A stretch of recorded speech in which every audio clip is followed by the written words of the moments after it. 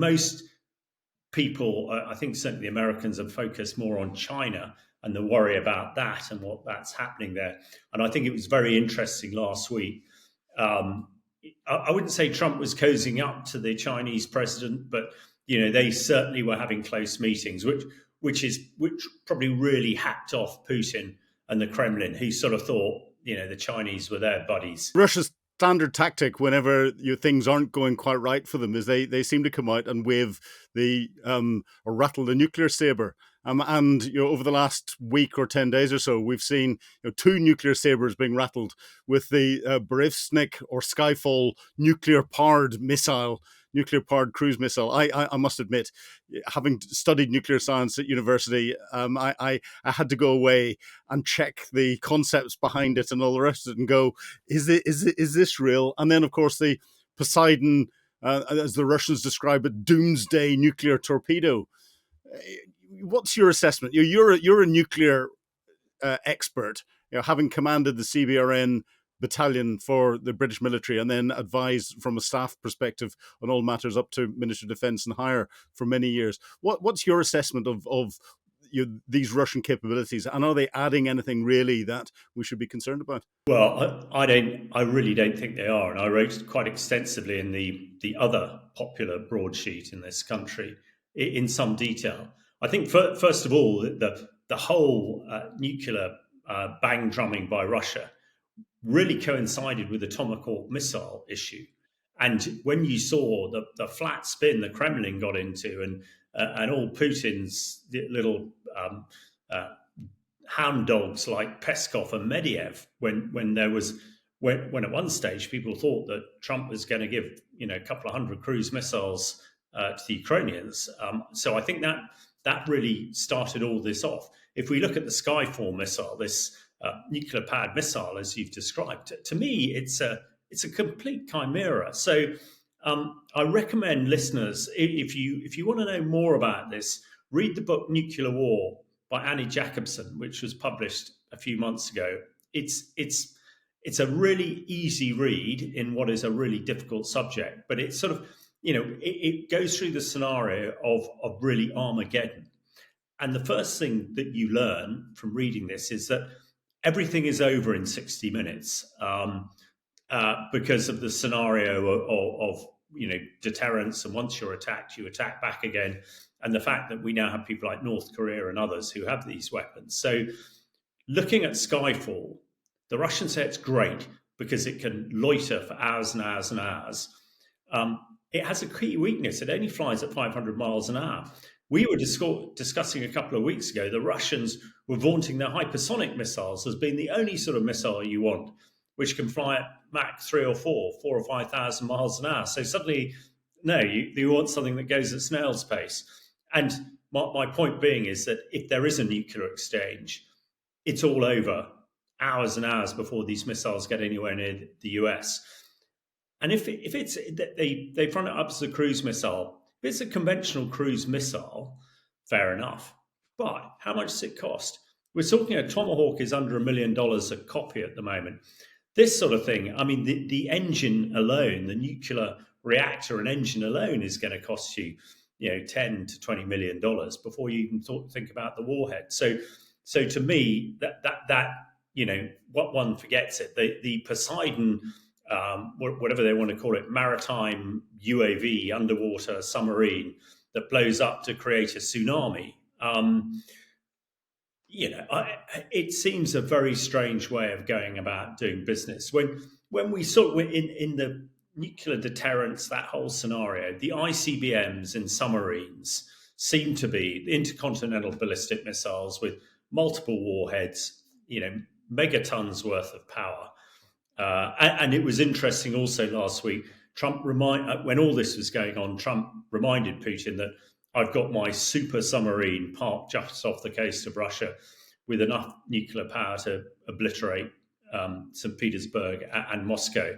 So, yeah. And again, also, I think on the same flight on Air Force One, he told Los Alamos and the rest of the nuclear program to start testing again, which, for you and me, they've not tested their nuclear capability for 30 years.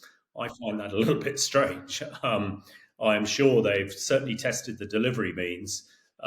Whether they've actually tested any sort of nuclear action, who knows? So I think I think and hope this is just part. Dare I call it banter, nuclear banter?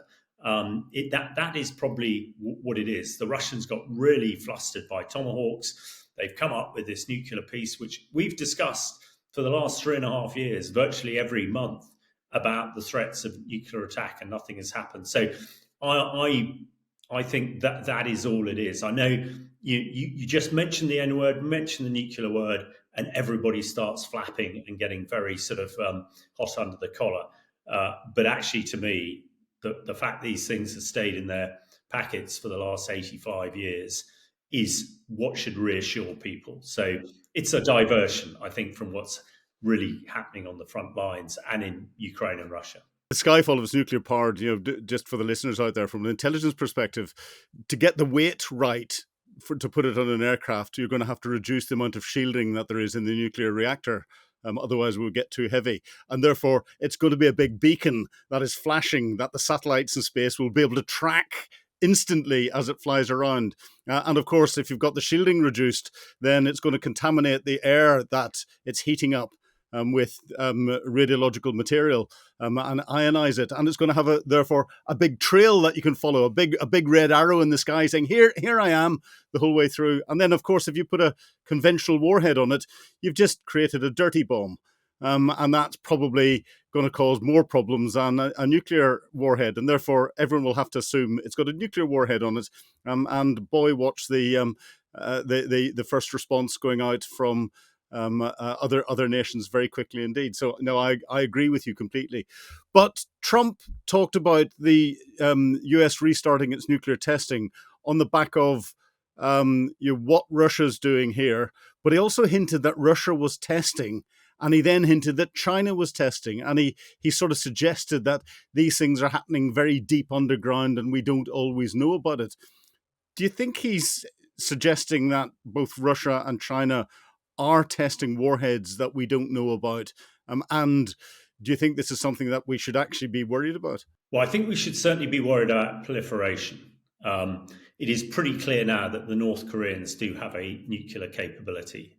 In other words, a warhead and a missile that could be fired.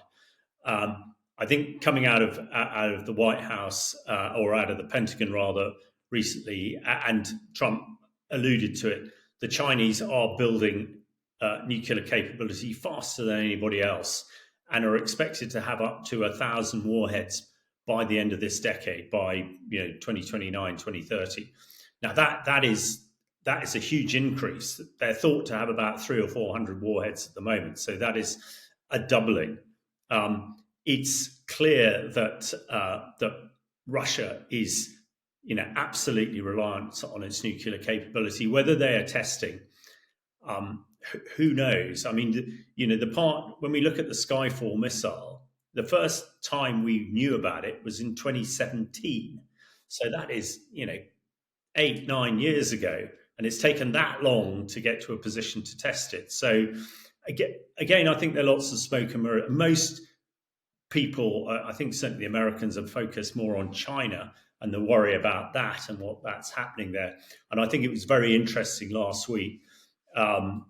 I wouldn't say Trump was cozying up to the Chinese president, but they certainly were having close meetings, which probably really hacked off Putin and the Kremlin, who sort of thought the Chinese were their buddies. But actually, one could get the feeling that President Xi actually realizes that he needs to be closer to America than Russia. So whether testing's going on, I mean, if you look at it purely as military experts like we are, Philip, you would assume that they will be testing it. It's no good having a capability that you're not convinced is going to work, and more importantly, if your opponent doesn't think it's going to work, because then it's not a deterrent. So the sniff that the testing's going on is, again, I think it's part of this sort of disinformation and propaganda that you and I have got used to. So Whether they are or not is probably not even the point. The fact we're talking about it probably is the point. Yeah, no, it's the information war is something that people tend to forget. But coming back then into Ukraine and looking at the sort of the broader geopolitical military situation, there's a new U.S. ambassador to NATO, Matthew Whitaker, and he's gone into Kyiv. And he's been focusing on the winter air defense capabilities for Ukraine, but also delivered a message about achieving peace led by President Trump's efforts. Do you think actually President Trump has got a plan for peace? Is it just hopeful in what's going on? Is Putin playing him? Where do you think we are on this? I will have the war stopped in 24 hours, as he said before he got inaugurated. It's so difficult to call, isn't it? I mean, Trump says one thing one day and another thing the next day. I think the fact that he and certainly his people are still very engaged, it is a good thing. I think Trump is really getting hacked off with Putin. I mean, some of his outbursts earlier on in the week, or at the end of last week, rather, that Putin was just not, had no interest in peace, wasn't coming to the peace table. We saw the sanctions on the Russian oil companies and other sanctions as well, really turning the screw, which Trump hasn't wanted to do for some time. A lot of us are sort of thinking, why on earth don't you turn off the Russian oil?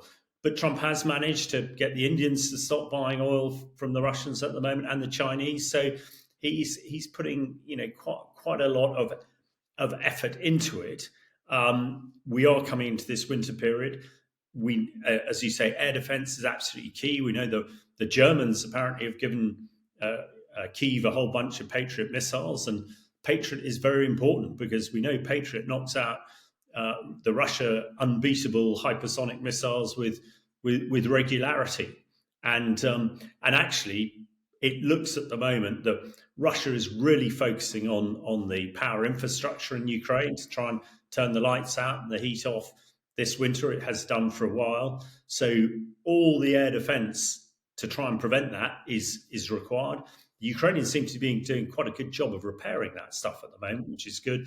Conversely, the Ukrainians are stepping up even more their attacks on Russian oil infrastructure, which is having a significant impact. And it seems to be more successful than the Russians either way. But going back to your question, is peace looking likely at the moment? No, absolutely not. I think Putin is almost in a very narrow tunnel that he can't turn around in, and he knows that for his own survival and his own achievements, he's not in a place where he can sue for peace because he's so far away from getting what he told everybody that he would get. Whether Trump is minded to really force his hand, it doesn't seem so at the moment. I mean, we do talk about the battle-winning Tomahawk missiles. Whether they are or not, who knows? Psychologically, they probably are. And we know in warfare, psychology is 10 as to 1. Interesting, the UK announced, I think yesterday, a whole lot more Storm Shadow missiles. We don't know how many are going, probably not a huge amount, but they are effective. But they're not a couple of hundred cruise missiles. So at the moment, it sort of looks that, come the spring, we might not be too far away from where we are at the moment. You've been watching Frontline with me, Philip Ingram. If you'd like access to exclusive content, please subscribe to Times Radio membership and watch us on YouTube. But you can now get us as a podcast wherever you get your podcasts from. And don't forget, you can also listen to Times Radio for the latest updates on global affairs and read about them at thetimes.com. Thank you.